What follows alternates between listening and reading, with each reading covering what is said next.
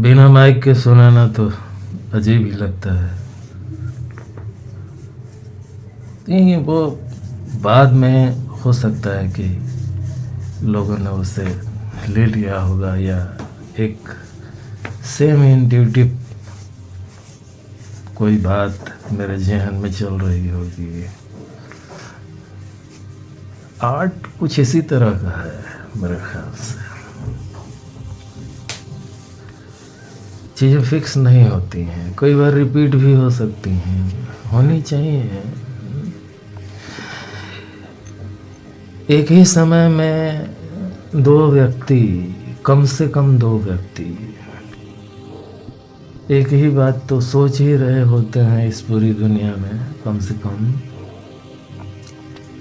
तो सोच ही सकते हैं। तो शेर लिखा है, जो खैर शेर जो लिखा कि करार पा न सके हम तो दो घड़ी के लिए, तमाम उम्र भटकते रहे खुशी के लिए। अब कहाँ से चीज़ें आ रही हैं मुझे नहीं पता है। यूनिवर्सिटी 1998 की बात रही होगी।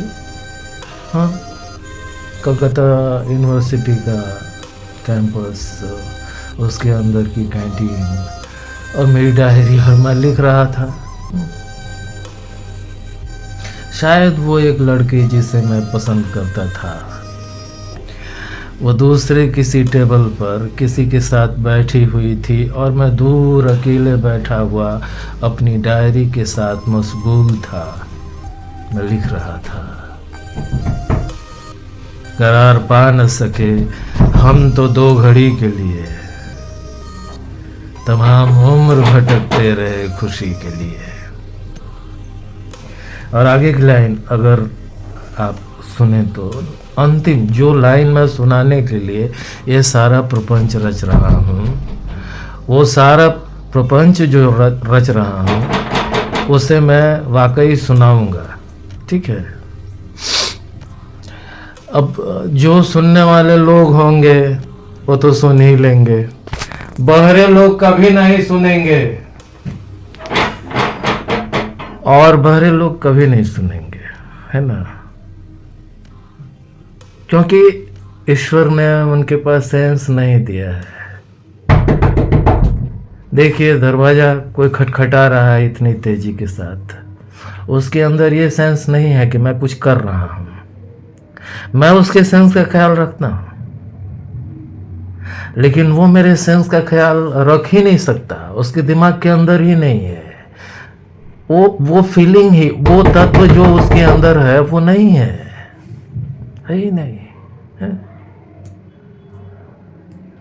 तो मैं ये कह रहा था कि जिस लाइन को सुनाने के लिए ये सारा प्रपंच मैंने रचा है वो ये है कि बैठिए दिल में तो जख्मों से सामना होगा,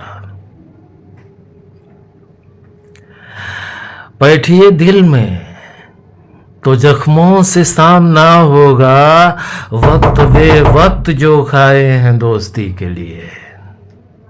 और जिस लाइन को सुनाने के लिए ये सारा प्रपंच मैंने रचा आपके सामने, वो है कि जुनून था, जोश था, खुद पर यकीन था अंबर। जुनून था, जोश था, खुद पर यकीन था अंबर। चांद से प्यार किया हमने रोशनी के लिए, चांद से प्यार किया हमने रोशनी के लिए। आदावर्ज।